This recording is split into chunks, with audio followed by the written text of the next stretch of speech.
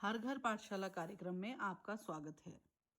मैं ज्योत्सना शर्मा, प्रवक्ता राजनीति विज्ञान, राजकीय वरिष्ठ माध्यमिक पाठशाला क्यारकोटी, जिला शिमला से। बच्चों, समानता के अर्थ को जानने के पश्चात हमें यह सोचने की जरूरत है कि समानता के वे कौन कौन से आयाम हैं जिन्हें हम पाना चाहते हैं। समाज में व्याप्त अलग अलग तरह की असमानताओं को पहचानते समय विभिन्न विचारकों और विचारधाराओं ने समता की राजनीतिक, सामाजिक और आर्थिक 3 आयामों को रेखांकित किया है। समानता के इन 3 आयामों को ध्यान में रखते हुए ही हम एक न्यायपूर्ण और समता मूलक समाज की ओर बढ़ सकते हैं और इसी के आधार पर ही हम असमानता के मुख्य रूप कौन कौन से हो सकते हैं यह भी जानने का प्रयास करते हैं। तो पहला आयाम है राजनीतिक समानता। लोकतांत्रिक समाजों में सभी सदस्यों को समान नागरिकता प्रदान करना राजनीतिक समानता कहलाती है।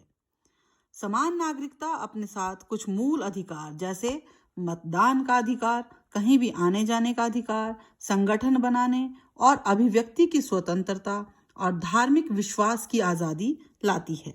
ये ऐसे अधिकार हैं जो नागरिकों को अपना विकास करने और राज्य के कामकाज में हिस्सा लेने में सक्षम बनाते हैं, लेकिन ये केवल औपचारिक अधिकार हैं जिन्हें संविधान और कानून द्वारा सुनिश्चित किया जाता है। हम जानते हैं कि सभी नागरिकों को समान अधिकार देने वाले देशों में भी काफी असमानताएं दिखाई देती हैं। ऐसी असमानताएं सामाजिक और आर्थिक क्षेत्र में नागरिकों को उपलब्ध संसाधनों और अवसरों की भिन्नता का परिणाम होती हैं। अतः कहा जा सकता है कि राजनीतिक समानता न्यायपूर्ण और समतावादी समाज के गठन के लिए तो एक महत्वपूर्ण घटक है, लेकिन वह अपने आप में पर्याप्त नहीं होती है। सामाजिक समानता। कानूनी अधिकार देने के बाद अवसरों की समानता देना भी महत्वपूर्ण है। यह आवश्यक है कि विभिन्न समूह और समुदाय के लोगों के पास सभी संसाधनों और अवसरों को पाने का बराबर और उचित मौका हो। इसके लिए यह जरूरी है कि सामाजिक और आर्थिक असमानताओं के प्रभावों को भी कम किया जाए। समाज में सभी सदस्यों के जीवन यापन के लिए पर्याप्त स्वास्थ्य सुविधाएं, अच्छी शिक्षा पाने का अधिकार, उचित पोषक आहार और न्यूनतम वेतन जैसी कुछ चीजों की गारंटी भी जरूर होनी चाहिए। जिस समाज में अवसरों की समानता विद्यमान न हो, वहां अंतर्निहित प्रतिभा का खजाना बर्बाद हो जाता है। भारत में समान अवसरों के मद्देनजर एक विशेष असुविधा कुछ सामाजिक रीति रिवाजों के कारण आती है। जैसे देश के विभिन्न हिस्सों में औरतों को उत्तराधिकार का समान अधिकार नहीं मिलता। कुछ एक गतिविधियों में उनके शामिल होने पर भी पाबंदी होती है। महिलाओं को उच्च शिक्षा प्राप्त करने से भी हतोत्साहित किया जाता है। ऐसे मामलों में राज्य की महत्वपूर्ण भूमिका होती है। औरतों को समान कानूनी नागरिक अधिकार प्रदान करना, सार्वजनिक स्थलों या रोजगार में भेदभावों और परेशानी से बचाने वाली नीतियां बनाना, शिक्षण या कुछ अन्य पेशों में प्रवेश के लिए प्रोत्साहन देने जैसे उपाय करके राज्य यह भूमिका निभाता है। लोगों में जागरूकता बढ़ाने और इन अवसरों का प्रयोग करने वालों को समर्थन देकर भी राज्य अपनी भूमिका निभा सकता है। आर्थिक समानता। आर्थिक समानता, जो कि तीसरा आयाम है, ऐसे समाज में विद्यमान होती है जिसमें व्यक्तियों और वर्गों के बीच धन दौलत या आमदनी में बहुत भिन्नता होती है। आर्थिक असमानता की डिग्री नापने का एक तरीका तो यह है कि संपन्न और निर्धन समूह के बीच का आनुपातिक अंतर नापा जाए। एक अन्य तरीका गरीबी रेखा से नीचे रहने वाले लोगों की संख्या का आंकलन करना है। यह सही है कि समाज में धन दौलत या आमदनी की पूरी समानता कभी विद्यमान नहीं रही। आज अधिकतर लोकतांत्रिक देश लोगों को समान अवसर उपलब्ध कराने का प्रयास करते हैं, परंतु हम देखते हैं कि समान अवसरों के साथ भी असमानता बनी रहती है।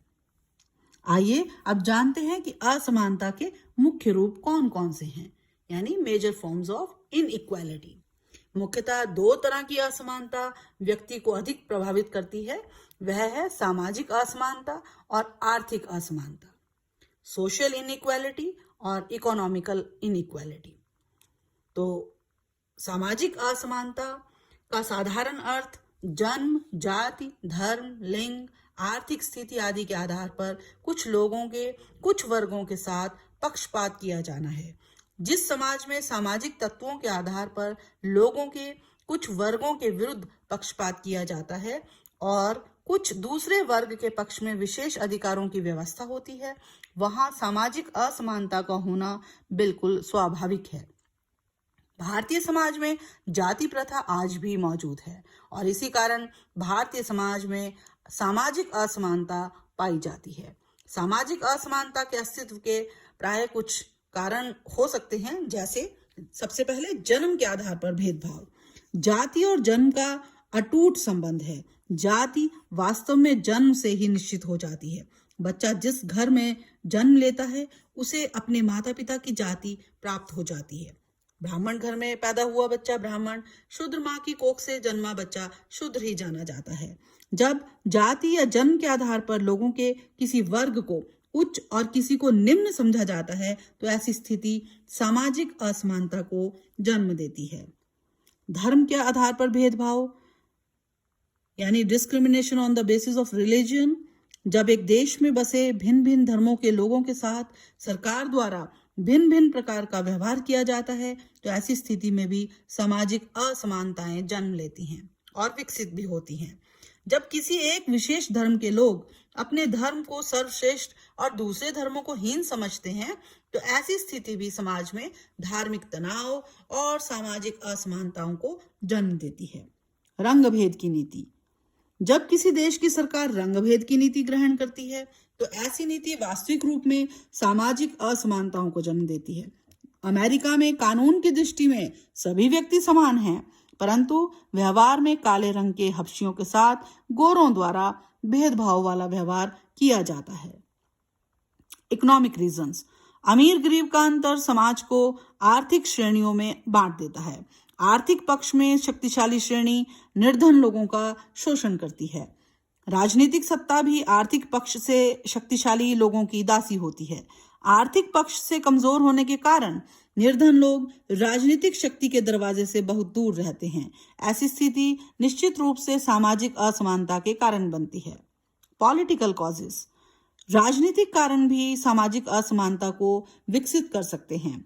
जब राजनीतिक दलों की सरकारें साधारण लोगों के हितों के प्रति ध्यान नहीं देती और उनकी नीतियां कुछ विशेष वर्गों के लोगों के लिए होती हैं तो इस कारण भी समाज में सामाजिक असमानता विकसित होती है। इकोनॉमिक इनइक्वालिटी मतलब आर्थिक असमानता से अभिप्राय है धनी और निर्धन में अंतर।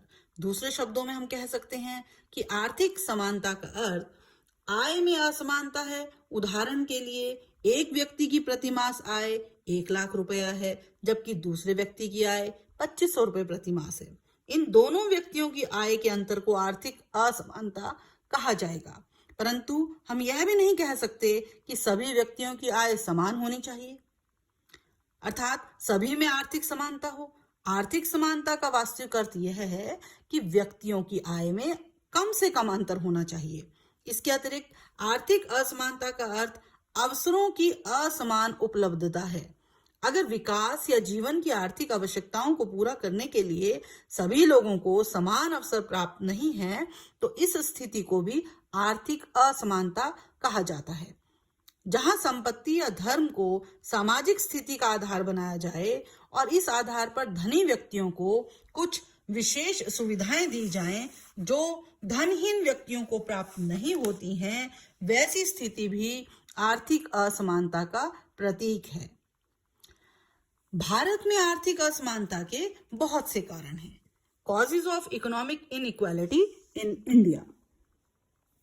तो सबसे पहले तो भारत में वंशज योग्यताओं में अंतर है। Differences in inherent capabilities. जन्म से ही व्यक्तियों में भौतिक और मानसिक शक्तियों में असमानता पाई जाती है। अधिक योग्य और दक्ष व्यक्ति अधिक आय अर्जित करते हैं, कम योग्य और कम दक्ष व्यक्ति कम आय प्राप्त करते हैं। अवसरों की भी असमानता है। विभिन्न व्यक्तियों को जीवन में प्रगति के जो अवसर प्राप्त होते हैं वो भी भिन्न भिन्न और असमान होते हैं। ये अवसर शिक्षा और रोजगार के अवसर हो सकते हैं। जिन व्यक्तियों को उपयुक्त अवसर मिल जाते हैं उनकी आय अधिक हो जाती है। परिणाम स्वरूप भारत में आय में असमानता दिखाई देती है। सरकारी प्राथमिकताएं। धनी वर्ग सरकार से आर्थिक मामलों में उपयुक्त अवसर प्राप्त करने में और उच्च पद प्राप्त करने में सफल हो जाते हैं, जिससे आय की असमानता में वृद्धि हो जाती है। Social evils. सामाजिक कुरीतियां जैसे अशिक्षा, अंधविश्वास, रूढ़िवादिता, जाति प्रथा आदि जिन व्यक्तियों में होती है उनका दृष्टिकोण प्रगतिशील कदापि नहीं हो सकता है। परिणाम स्वरूप उनकी आय कम होती है और इस प्रकार आय में असमानता आ जाती है। तीव्रता से बढ़ते मूल्य। जैसे कि हम जानते हैं कि तीव्रता से बढ़ रहे मूल्य निर्धन लोगों के विरुद्ध और धनी लोगों के पक्ष में होते हैं। इस प्रकार निरंतर बढ़ रहे मूल्य धनी और निर्धन में असमानता को अधिक बढ़ा देते हैं। प्रबंधन प्रणाली। Management system.